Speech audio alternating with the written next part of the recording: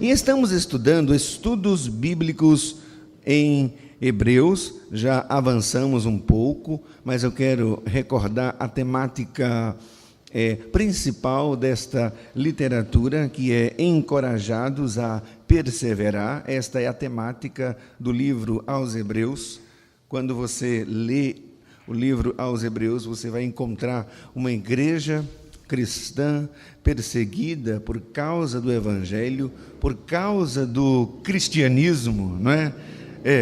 Era uma igreja que sofria dores e até mortes por servir a Jesus Cristo. Então existia um sistema, existia um império, existiam pessoas que caçavam, que matavam os cristãos, mas eles eram encorajados pelo autor a perseverar, a continuar firme em Cristo, a continuar firme com a sua fé, em detrimento das situações ou até situações provocadas pela morte, pelo fato de você seguir a Jesus Cristo.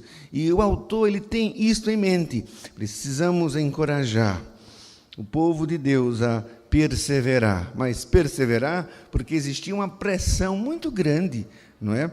Não é porque Júnior chegou agora pela manhã e não deu tempo de falar com o pastor e ele ficou muito chateado, né? E foi para casa. Olha, eu não venho mais para essa igreja porque eu cheguei hoje e não fui nem notado. Como é que pode? Não, o autor aos Hebreus não está trabalhando estas picuinhas, viu? O autor aos Hebreus está dizendo que o povo de Deus está sendo perseguido por causa do evangelho, que muitos estão morrendo e por isso precisam de encorajamento. E este encorajamento deve existir no seio da igreja. E as picuinhas devem serem mortas e tiradas das nossas vidas. Não é assim? É como quem vai à roça, não é? Colher mangas, não é assim? Mas assim, de repente, tem uns carrapichozinhos assim que prendem na nossa calça, não é? Quando você chega em casa, que olha, que nota, diz, olha só que tanta coisa assim, e você começa a tirar esses carrapichos, não é?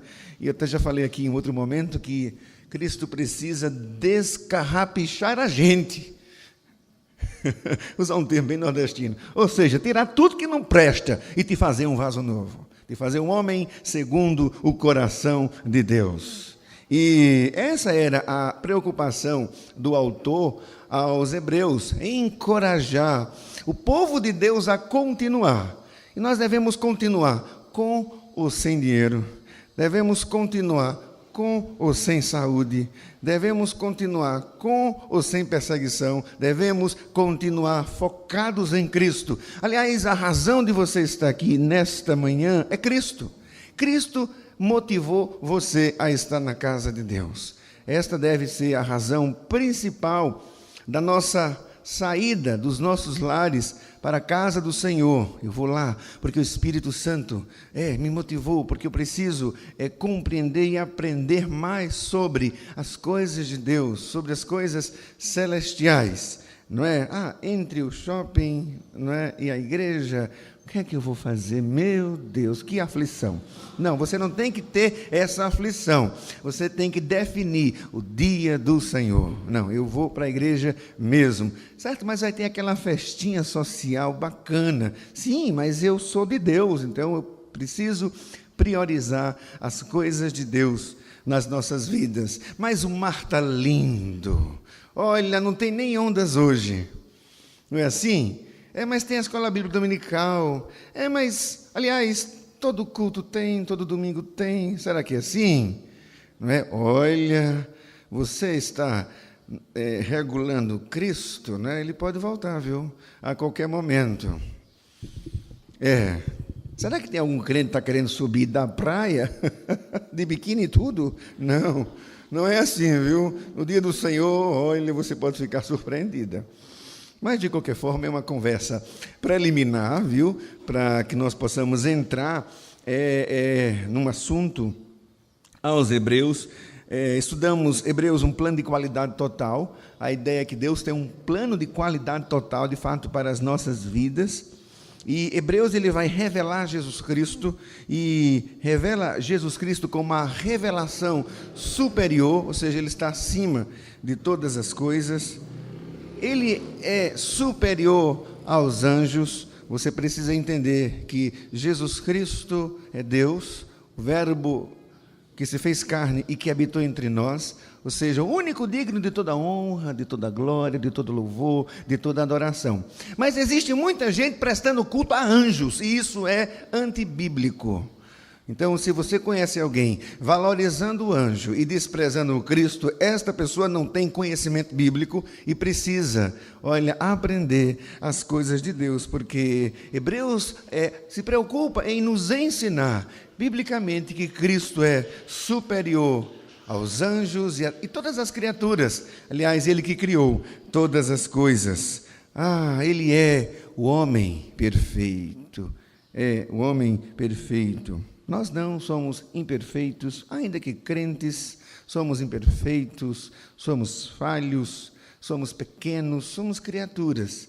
Mas Cristo não, Ele é superior. Daí, os nossos olhos devem estar fitos nele, devemos olhar para Cristo e vivê-lo, ao ponto de sermos confundidos por Cristo quando passamos por aí nas ruas da vida, como David Livingstone foi confundido. Veja só o que eu estou querendo dizer. Não que você assuma a identidade essencial de Cristo, mas que as pessoas aqui desta sociedade vejam em nós homens e mulheres que já foram transformados pelo poder de Deus. O povo do livro, o povo que segue esta palavra, este caminho e esta vida. Aleluia. Louvado seja o nome do Senhor. Estudamos aqui com o nosso professor Giovanni a questão de Jesus Cristo como o sumo sacerdote superior. E ele, de fato, é o sumo sacerdote superior, sem mácula. Ele é santo, ele é inculpável, imaculado, separado dos pecadores. Ele é o sumo sacerdote superior a todos aqueles que já passaram. Até porque a ordem de Cristo baseia-se nele mesmo. A ordem de Cristo não baseia-se na família arâmica dos levitas de forma nenhuma. Ele baseia-se, o seu sacerdócio baseia-se em si mesmo. Conversamos sobre a questão do progresso espiritual. Irmãos, há pessoas que passam décadas na igreja local e continuam bebendo leite. Imagine só, quantos aqui são casados e têm filhos? Levante a mão. Eu não posso pluralizar, não é? Mas veja só, quantos anos tem teu filho? Não tenho ainda? Tem filhos? 9 e 7 anos. Aí eu lhe pergunto, desde o nascimento, ele ainda continua tomando leite? Nesses 9 anos apenas? De forma alguma. Imagine só, você, assim, a gente assim que já passamos dos 18 anos, né? 17, 18. Imagine se tomássemos leite todo esse tempo. Provavelmente, vamos ser mais realista, já teríamos morrido há muito tempo. Porque leite tem um momento apropriado para o leite, né? Só que depois você precisa comer um alimento mais sólido. E Hebreus ele se preocupa em dizer que criança bebe leite, mas você não tem que viver sendo criança a vida inteira. Ou seja, você precisa conhecer a palavra de Deus e crescer espiritualmente. Aí o autor aqui fica muito triste, porque chega na comunidade e vê pessoas que já eram para ser mestres e doutores tomando leite de novo. Quer dizer, ainda. Aí ele não consegue, né? Você tem que crescer. Não dá para tomar só leite. Meu irmão, o que é que está acontecendo na sua vida? Você tem que crescer. Você tem ananismo, né? Ele não traz a parte do ananismo, ele traz o gigantismo, né? Ou seja, a gente tem que crescer. Ou seja, no conhecimento, né, da palavra de Deus. Ele traz aqui Jesus como vindo de uma ordem superior, não é? Baseada assim em si mesmo, e hoje vamos trabalhar a questão das alianças, não é? Que é um tema também abordado dentro do livro aos Hebreus. Nós conseguimos ver o plano de Deus sendo um plano de alianças, um plano de pacto, não é? Estamos no pacto da graça, não é? Não estamos mais na velha aliança, mas Cristo, a Trindade Santíssima, não é? Deus sempre estava se relacionando com o seu povo e estabelecendo pactos com Moisés, pactos com Abraão, com Noé, e em Cristo, né? Onde ele inaugura a nova aliança e também traz esta situação para a gente. Então, o texto de hoje, ele contempla o capítulo 8 desta literatura. Ele vai nos informar acerca da aliança superior, não é? O objetivo da nossa conversa, isso vai ajudar os nossos irmãos. O objetivo da nossa conversa hoje é conhecer a nova aliança e entender porque ela é superior à antiga aliança. Pista, né? Porque a nova aliança inaugurada e estabelecida por Cristo é superior àquela sombra, superior àquela aliança, não é? Feita com Moisés, feita com Noé. Aliás, quando você casou, você mandou fazer uma aliança para você? Para a sua noiva? Para o seu noivo? Não é? Aí eu lhe pergunto, por que você precisou desse elemento? Você que casou há menos de uma semana? Não é assim? Que Jesus levante, Jaqueline. Por que você mandou fazer uma aliança? Um pacto. É uma aliança. Olha, se você for para o hebraico, se você for para o grego, você vai dizer assim, eu mandei fazer essa aliança porque eu queria amarrar ela. Mas amarrar não é colocar uma corda, não. É segurar, viu? É prender. E a aliança tem essa ideia, não é? Esse imaginário de prender, de amarrar, de dizer, tu és minha e eu sou teu.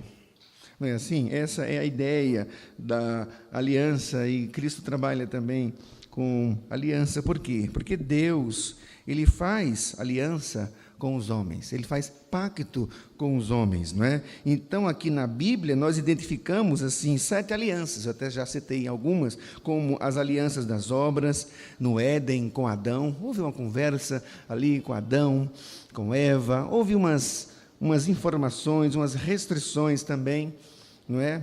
Apesar que houve uma quebra de aliança ali, não é? Com a queda, mas houve sim uma conversa, um pacto de aliança das obras, aliança da graça, uma aliança com Noé, não é? Com Abraão, com Moisés, com Davi, e a nova aliança baseada em Jesus Cristo, né? Então, ele traz essa característica aqui. É tanto que o autor da carta aos Hebreus apresenta aos seus leitores, não é, aquelas pessoas que têm essa oportunidade de ler a nova aliança, e ele vai assim compará-la à antiga aliança, vai fazer um paralelo, antiga aliança, nova aliança, aliança que Deus tinha feito com Israel através da mediação de Moisés, e é com Cristo, né? Tanto que o objetivo aqui da nossa conversa é mostrar que esta nova aliança, aliança superior através de Cristo, ela é superior à aliança antiga.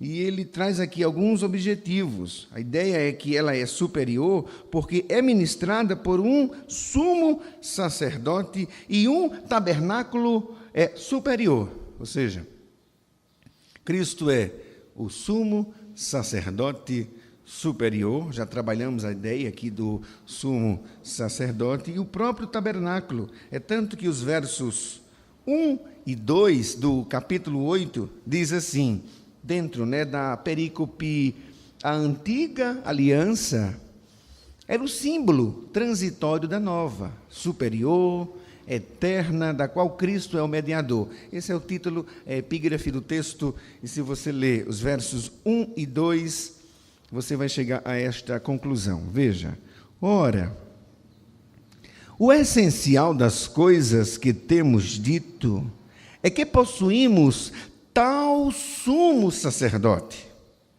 que se assentou à destra do trono da majestade nos céus, como ministro do santuário e do verdadeiro tabernáculo que o Senhor erigiu, não o homem. Versos 1 e 2. Então, este tal sumo sacerdote, esse tal tem um propósito de existir, aqui no texto faz referência a Jesus Cristo.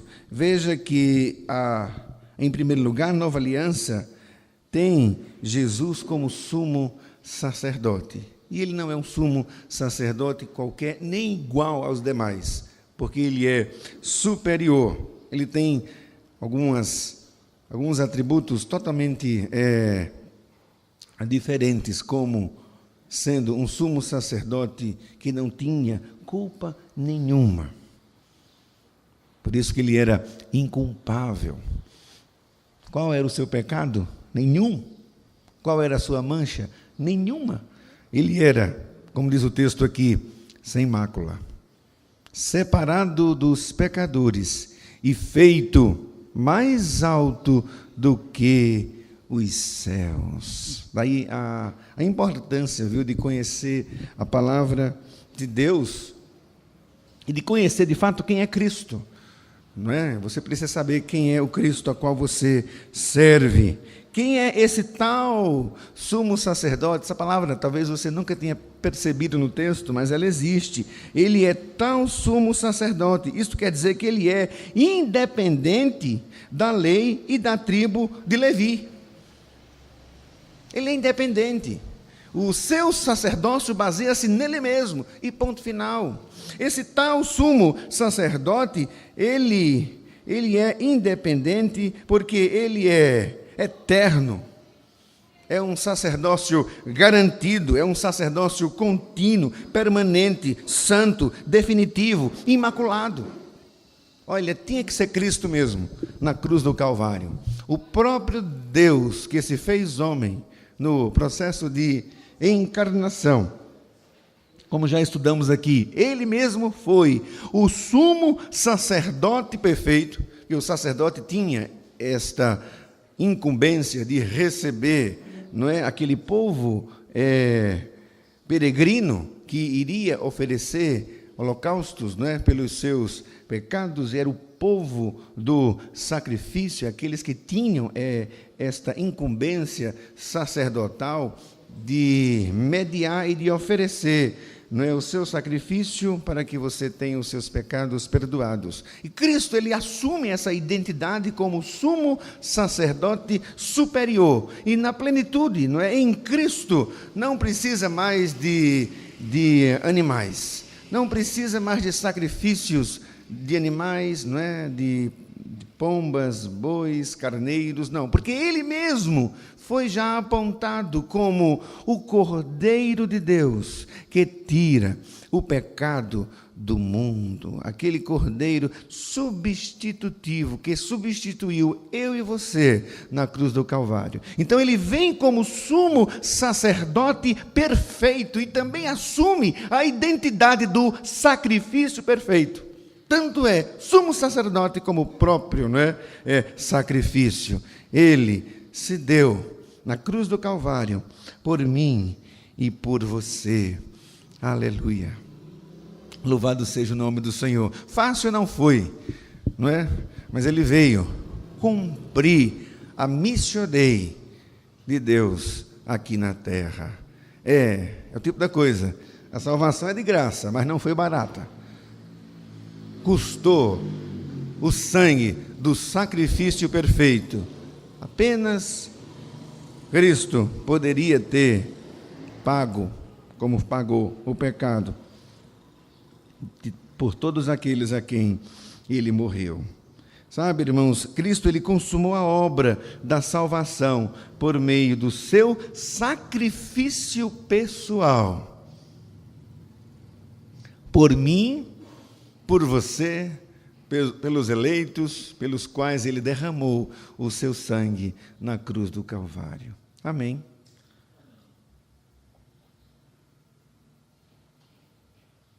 Nós não éramos nem nascidos. Veja só, e Cristo já estava redimindo todos os seus. Que coisa linda. Não que estávamos num plano de stand-by no céu. Não, de forma alguma, isso não existe. Mas dentro dos propósitos eternos de Deus, Ele já estava derramando o seu sangue por mim e por você. Tem até uma linda canção que diz: pela via dolorosa, o Senhor morreu assim. Conhece essa canção? Linda essa canção, A Via Dolorosa. O comentarista Wisber, ele diz que estes versos, os versos 1 e 2 de Hebreus 8, apresentam 4 argumentos concisos acerca da superioridade de Cristo. Ele traz a sua adequação moral, sua obra consumada, de fato está consumado, sua entronização e sua exaltação suprema. Então, Wisber consegue verificar estas 4 situações que caracterizam a superioridade de Cristo. E, em segundo lugar, o local aqui também é superior. Veja, em Hebreus 9, 24, ele diz que ele é verdadeiro tabernáculo, que o Senhor erigiu. É tanto que o sentido de verdadeiro é para dizer que o tabernáculo terreno é apenas uma pálida figura do tabernáculo celestial. Então Deus deu todas as instruções para que o seu povo construísse. Veja que o tabernáculo que Moisés construiu na terra foi uma cópia do santuário que existe no céu. O verso 5 diz: os quais ministram em figura, os terrenos aqui, ministram em sombra das coisas celestes, assim como foi Moisés divinamente instruído, quando estava para construir o tabernáculo. Pois, diz ele, vê que faças todas as coisas de acordo com o modelo que te foi mostrado no monte, que é o verso 5. Então, o verdadeiro santuário de Deus está no céu. O tabernáculo e o templo eram apenas cópias desse tabernáculo celestial e original.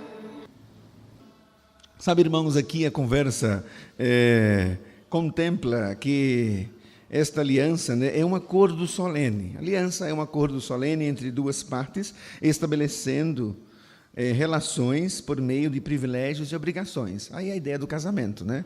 A ideia da aliança, a ideia do pacto, né? Que Jesus Cristo é exaltado, é sacerdote e rei do seu povo, e que Jesus ministra no santuário original, que está no céu.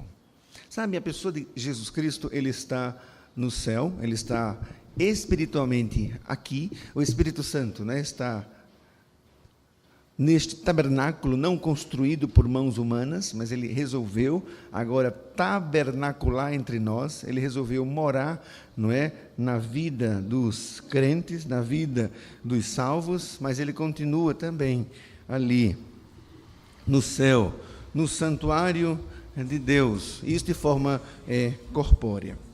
Sabe, ela é superior, no caso, à aliança, porque esta aliança se baseia em promessas superiores, as promessas que foram realizadas e ditas, não é, com os personagens veterotestamentários, como, por exemplo, Moisés, Abraão, Noé e tantos outros. Os versos 6 ao 13 do capítulo 8, diz assim: agora, com efeito, obteve Jesus ministério, tanto mais excelente, quanto é ele também mediador de superior aliança, instruída com base em superiores promessas. Porque se aquela primeira aliança tivesse sido sem defeito, De maneira alguma estaria sendo buscado lugar para uma segunda. E de fato, repreendendo-os, diz: eis aí vem dias, diz o Senhor, e firmarei nova aliança com a casa de Israel e com a casa de Judá. Não segundo a aliança que fiz com seus pais, no dia em que os tomei pela mão para os conduzir até fora da terra do Egito, pois eles não continuaram na minha aliança, e eu não atentei para eles, diz o Senhor. Porque esta é a aliança que firmarei com a casa de Israel. Depois daqueles dias, diz o Senhor, na sua mente imprimirei as minhas leis. Também sobre o seu coração as escreverei, e eu serei o seu Deus, e eles serão o meu povo. Coisa linda. E não ensinará jamais cada um ao seu próximo, nem cada um ao seu irmão, dizendo: conhece ao Senhor, porque todos me conheceram, desde o menor deles até o maior. Pois para com as suas iniquidades usarei de misericórdia, e dos seus pecados jamais me lembrarei. Quando ele diz nova, torna antiquada a primeira. Ora, aquilo que se torna antiquado e envelhecido está prestes a desaparecer. Rapaz, o autor aqui estava inspirado mesmo, viu? Só sendo uma carta inspirada por Deus mesmo, para ter tanta lucidez acerca das coisas de Deus. Que coisa linda. Sabe, esta nova aliança é superior mesmo, porque ela se baseia, não é, em promessas superiores. Sabe, a nova aliança foi profetizada por Jeremias, aqui em Jeremias 31. E o seu alcance espiritual ultrapassa as fronteiras de Israel e se estende a todas as nações da terra. Ela é mediada por Jesus Cristo e garantida pelo seu sangue que foi derramado na cruz. Mas ela também se baseia em superiores promessas. Ele vai trazer aqui algumas promessas superiores. Promessa da graça unilateral, promessa de mudança interior, promessa de conhecimento universal de Deus, promessa de perdão completo de pecados. Que coisa linda é a palavra de Deus. Os versos 7 e 8 diz: porque se aquela primeira aliança, lembra? Antiga aliança e nova aliança. Porque se aquela primeira aliança tivesse sido sem defeito, de maneira alguma estaria sendo buscada lugar para uma segunda. E de fato, repreendendo-os, diz: eis aí vem dias, diz o Senhor, e firmarei nova aliança com a casa de Israel e com a casa de Judá. Não segundo a aliança que fiz com seus pais, no dia em que eu tomei pela mão para os conduzir até fora da terra do Egito, pois eles não continuaram na minha aliança, e eu não atentei para eles, diz o Senhor.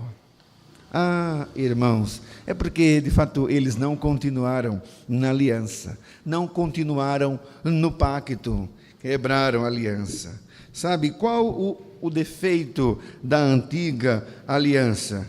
E o autor, ele nos traz a informação que o defeito não estava, na aliança, porque a aliança, porque a lei é santa, porque a lei é espiritual, porque a lei é boa.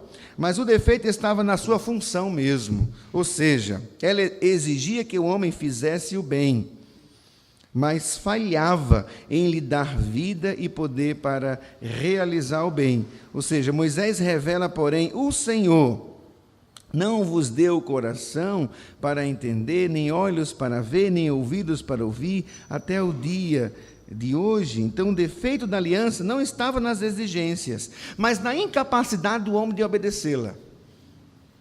de obedecê-la de uma forma completa, não é? De obedecê-la assim. Então, o antigo pacto estabelecido no Sinai, baseado na lei e na obediência do homem, não é? Tinha naturalmente de falhar. Eu lhe pergunto, você já falhou alguma vez na sua vida? Ou você é do tipo que sempre acerta? Eu tenho um parente que me passou uma impressão errada. Esse parente disse assim: eu não erro. E eu passei algum tempo acreditando nisso, quando eu era criança, que esta pessoa não errava. Mas via tantos erros, e chegava a questionar e dizia: peraí, você não me disse que não errava, e por que você erra tanto? Gente, vai continuar errando, porque o homem, ele é depravado espiritualmente, o homem, ele nasce, não é? E herda essa natureza pecaminosa, e ele só tem que errar mesmo. Até depois de Cristo, viu? Você erra também, mas é diferente, né? O Espírito Santo vai sinalizar: irmão, você não está agindo bem. Porque o homem sem Cristo, ele não vai ter essa consciência, ele vai ter prazer em errar mesmo.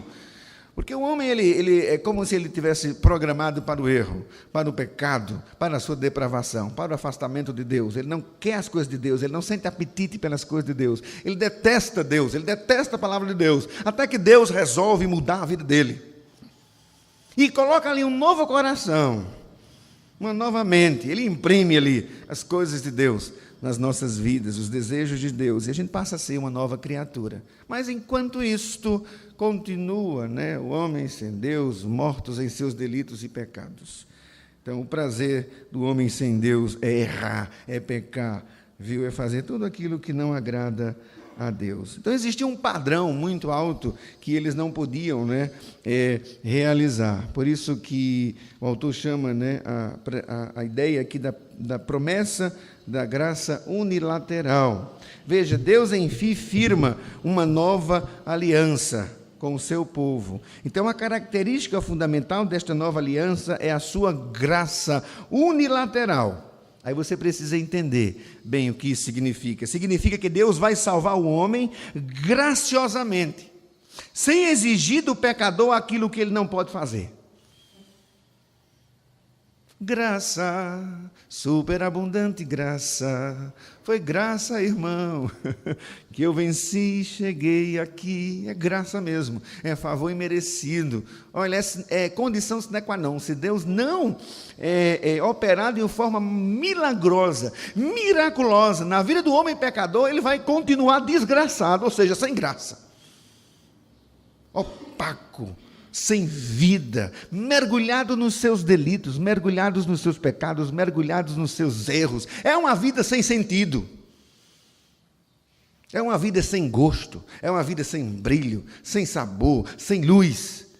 Assim vivem os homens da terra que não têm Jesus Cristo em suas vidas. E para ter, precisa da graça de Cristo derramada em suas vidas. Daí, unilateral. É o próprio Deus quem resolve salvar e aplicar fé na vida do perdido, na vida do caído. Existem muitas pessoas assim nesta cidade, não apenas aqui, irmãos, mas no mundo inteiro. Muitas pessoas que estão distantes de Deus. Daí a razão de anunciarmos o Evangelho. Daí a razão de anunciarmos o poder de Deus. Porque o homem sem Deus não vai crer nas coisas de Deus. Ele pode ser muito intelectual, conhecedor profinco das coisas da palavra de Deus, mas esse conhecimento será vago, esse conhecimento será meramente científico, de repente liberal até, mas não vai transformar a vida. Só quem transforma é o próprio Deus. Sabe, irmãos, a lei aqui será utilizada apenas para mostrar ao homem o seu pecado. Aliás, você peca? Sabe, tem um grupo aí dizendo que o homem não peca mais. Aí o irmão Paulo, quando eu falei essa mesma expressão, disse: pois é, já pecou.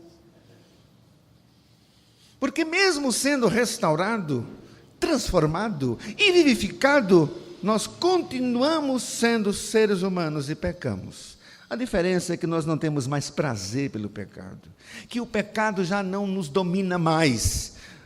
A tentação vai existir, não é? E você terá o Espírito Santo de Deus, não é? A nossa fortaleza e este alimento sólido que, uma vez conhecendo, né, servirá de alimento sólido para as nossas vidas, para que nós não venhamos a ceder à tentação, a cometermos pecados, mas tem aqueles pecadinhos. Já ouviram falar nesses pecadinhos que geralmente a nossa sociedade nos ensina, né?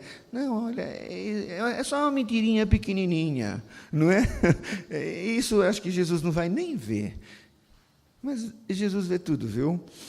O pecadinho ou o pecadão, ele vê tudo, e daí é importante que você, ao pecar, não é, procure e recorra urgentemente à misericórdia graciosa de Deus, porque a lei vem mesmo para revelar o nosso pecado.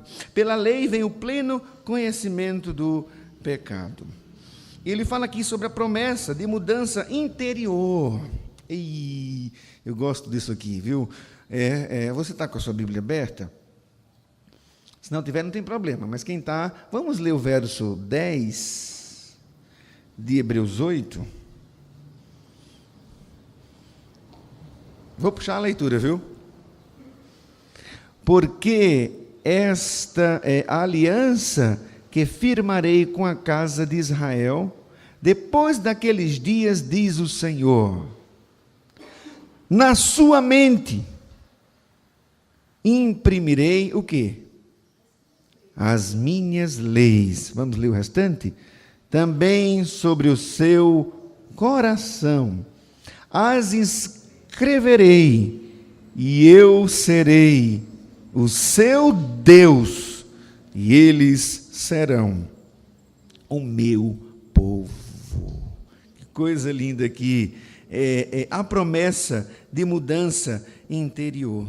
Veja que a nova aliança promete regeneração espiritual. O homem está depravado nos seus pecados, e esta promessa promete fazer este mesmo homem miserável, pecador, morto espiritualmente, que erra que só, ser um homem diferente, nascido de novo, nascido de acordo com a vontade de Deus. É tanto que o autor da regeneração é o próprio Deus. Isto quer dizer que nem eu, nem você pode mudar a vida de ninguém. Embora tem muita gente prometendo isso, irmãos, você tem que entender isso. Tem muita gente dizendo, olha, essa placa da igreja muda a vida de todo mundo. Muda? Está escrito aonde? Quem muda é Deus as nossas vidas. Nós, irmãos, não podemos sequer salvar ninguém, mas somos aqueles que levam a preciosa semente, aqueles que plantam a semente do Evangelho. Mas é o próprio Deus, o Espírito Santo, que vai aplicar fé salvadora no coração do homem, para que ele possa nascer de novo, para que ele possa crer nas Sagradas Escrituras. Outrora ele detestava as coisas de Deus, hoje ele não consegue viver mais sem elas. Por quê?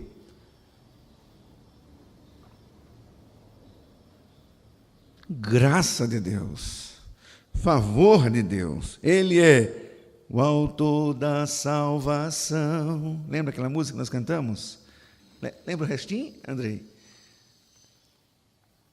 Deus, somente Deus, criou o mundo, não é assim? Aí vamos chegar numa frase que vai dizer que ele é o autor da salvação. Eu gosto de cantar essa frase aí, porque isso é bíblico e didática, né, que exclui o homem no processo, assim, o homem como sendo o salvador de todas as coisas. Porque as igrejas se tornam agora antropocêntricas, centralizam o homem, e não são igrejas saudáveis. A igreja saudável é uma igreja cristocêntrica, Cristo é o centro de todas as coisas. Sabe, Ele é quem toma a iniciativa de firmar a nova aliança. É Deus que toma essa iniciativa de providenciar o seu total cumprimento. Eu vou cumprir. E esta regeneração irmãos, alcançará a casa de Israel, alcançará a casa de Judá. Ou seja, essa casa não se resume à nação de Israel, mas ao Israel de Deus. Compreende todos os eleitos de Deus, ou a descendência espiritual de Abraão.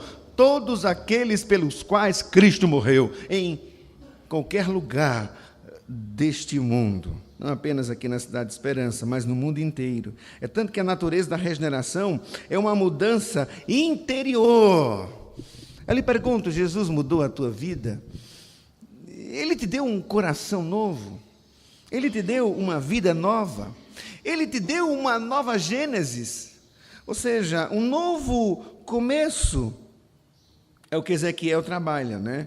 Ele descreve a regeneração, ou o processo de novo nascimento, de mudança de vida, de mudança de direção, como uma mudança interior. Tem que começar aqui, viu? Aqui dentro, com o lavar regenerador, purificador do Espírito Santo de Deus. Aí Ele te sela com a sua presença. E você nasce de novo. Seus olhos são abertos para compreender e crer nas Sagradas Escrituras.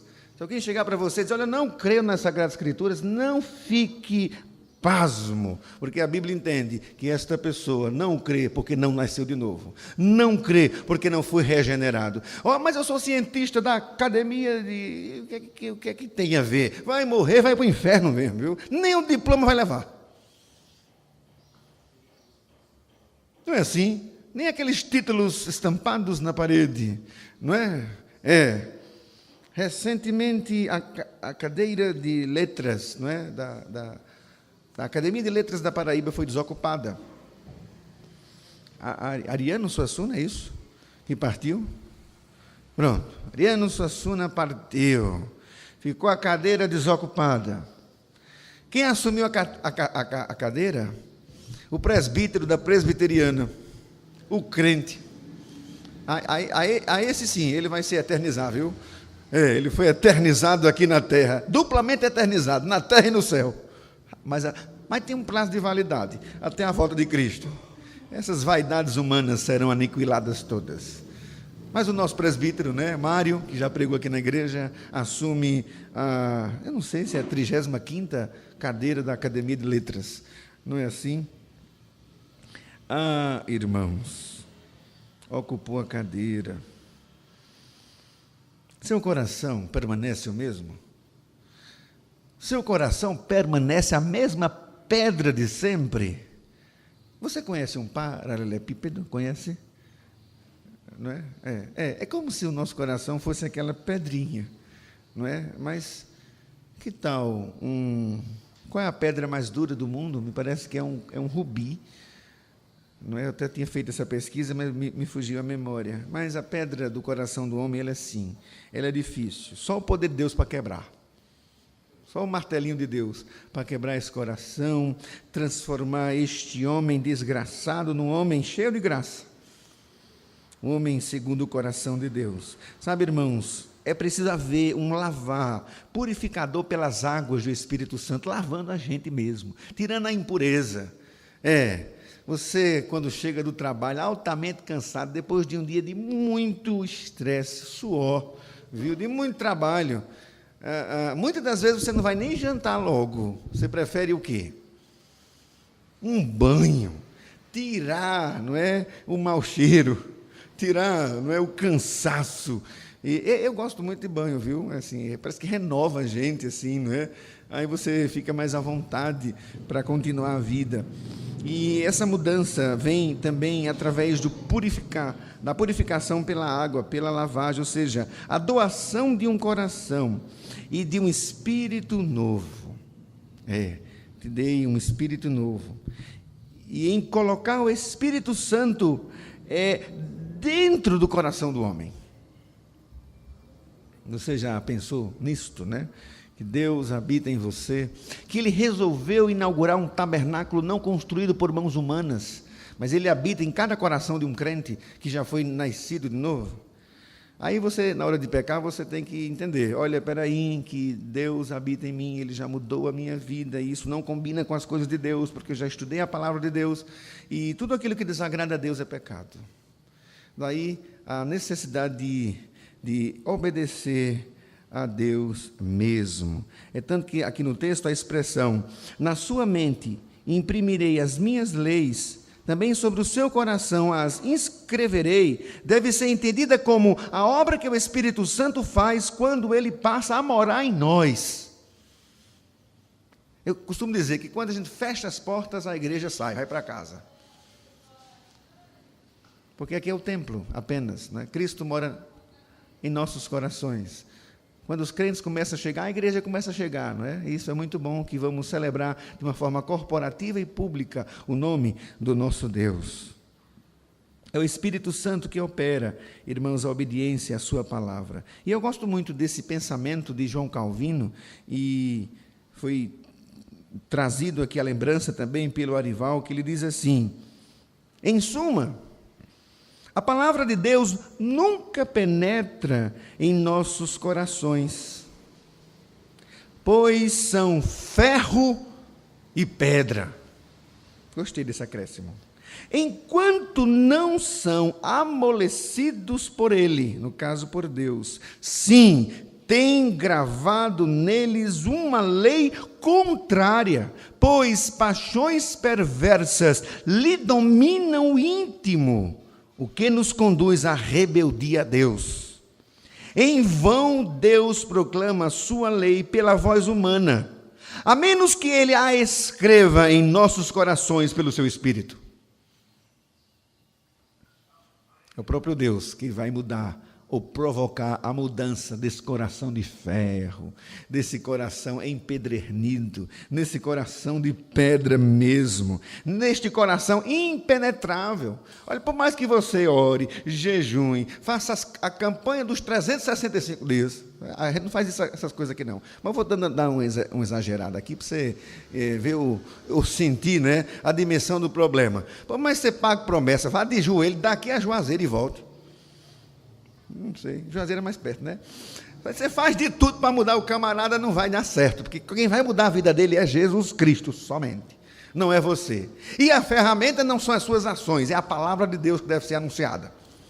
Aí o povo fica inventando, olha, para mudar a vida não, mas o apelido é Rai? Não, outro nome, o nome popular. Clone, isso. Olha, para mudar a vida de clone, nem outro clone, viu? Nem fazendo um clone. Olha, eu vou botar o nome dele aqui na fogueira, não sei, não, aí vai queimar, né? Vamos botar no outro canto. Nos envelopes ungidos da vida e não sei o que vai mudar a vida, e você faz aquele sacrifício todo, mas esqueceu do sumo sacerdote superior. Claro que nós devemos orar pela vida do clone, né? Vamos dizer que o clone tem uma vida desgraçada, tem uma vida depravada. Olha o bambambam de esperança. É o cara de ruindade, viu? Não é de bondade, não. Mas tem que orar por ele. Pregar para ele a palavra de Deus. E se Deus quiser, Deus vai tirar aquele coração, como diz Calvino, de ferro, vai tirar aquele coração, como diz Calvino, de pedra, e vai colocar, como diz aqui, um coração de carne, um coração novo, um coração sensível à voz de Deus. Um coração de Faraó. Olha, tem gente pior, viu, com um coração pior hoje em dia do que o de Faraó. Mas só Deus pode mudar o ser humano. Só Deus pode regenerar. E a regeneração, irmãos, produzirá um relato de íntima e exclusiva. Né? Digo, a regeneração produzirá uma relação íntima e exclusiva entre Deus e os regenerados. Vai criar aquela aproximação. Porque antes você era afastado de Deus. Agora Deus se aproxima de você. Porque Ele muda a tua vida. E o próprio Deus declara, veja que coisa linda, Ele diz, eu serei o seu Deus e eles serão o meu povo. E aqui trata-se da comunhão dos santos com o santo, a comunhão da igreja com o próprio Deus. Estamos quase concluindo. O verso 11 diz assim, e não ensinará jamais cada um ao seu próximo, nem cada um ao seu irmão, dizendo, conhece ao Senhor, porque todos me conheceram. desde o menor dele até o maior. Ele trabalha aqui a questão da promessa de conhecimento universal de Deus. Veja que a terceira promessa decorre da segunda. Na antiga aliança existia uma divisão entre os entendidos e os ignorantes da lei. Escribas e fariseus se achavam conhecedores e praticantes da lei, enquanto o povo era desprezado. Agora, na nova aliança, não existirá uma classe privilegiada. Todos conhecerão ao Senhor. Essa questão de classes, assim, ela é uma questão que tem que ser combatida mesmo na igreja, porque nós somos um só corpo em Cristo Jesus. Não, mas é porque meu salário é grande, não é? Eu tenho um Corolla como Glória, e eu tenho que, não é, ser privilegiada. Não, de forma alguma. Nós somos um só corpo em Cristo Jesus. E a igreja precisa entender, viu, que nós somos iguais mesmo. Aliás, quantos corpos de Cristo existem? Pois é, então temos que combater, viu, esta situação.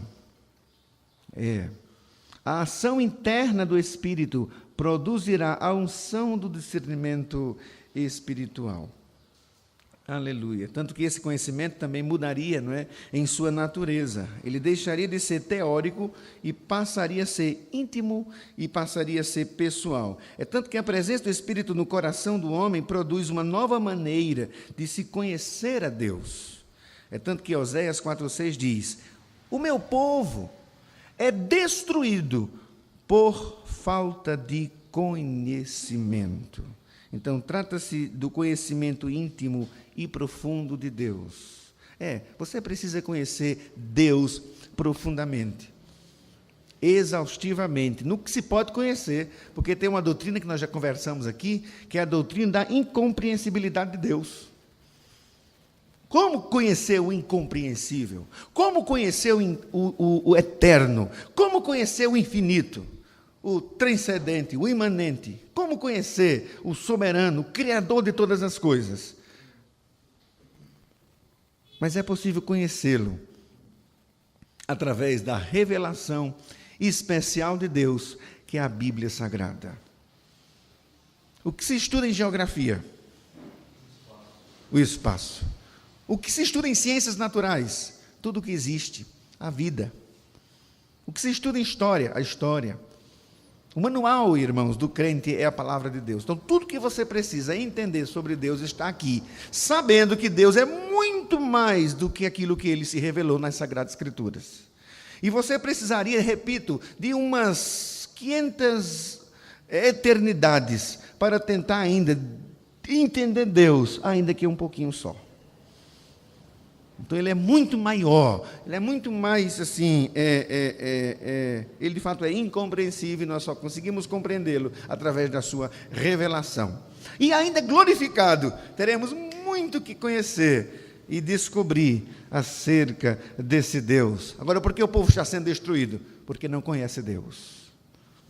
Aliás, não pertence a esse Deus, não pertence a essa família, não pertence a esse corpo. Agora, quando Deus muda o coração de ferro, tira esse coração ruim, tira esse coração de pedra e coloca um coração capaz de crer, capaz de entender, capaz de amar, aí Ele muda a tua vida. E por último, o verso 12 aqui dessa nossa perícope, não é? Diz assim: pois para com as suas iniquidades usarei de misericórdia, e dos seus pecados, o que é que vai acontecer?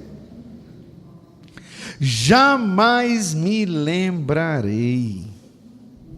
Sabe, a última promessa da nova aliança é a remissão completa de pecados. É remissão.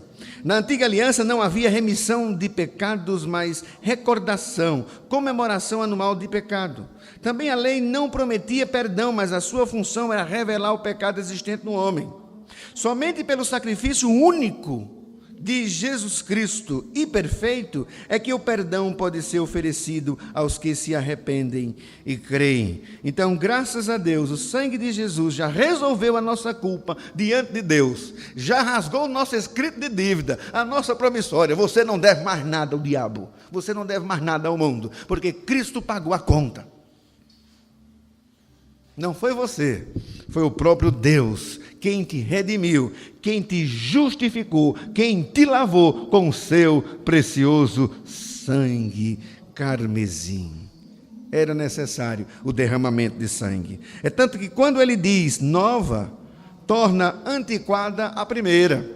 Ora, aquilo que se torna antiquado, envelhecido, está prestes a desaparecer. É tanto que a palavra kainós, nova, usada para descrever a nova aliança, indica que a mesma é qualitativamente inédita, de uma forma qualitativa. Ou seja, enquanto a antiga aliança é antiquada e envelhecida, indica que ela está em decadência e se tornando assim obsoleta. Então, a nova aliança é eterna e traz benefícios eternos. Então, ele traz essa nova aliança.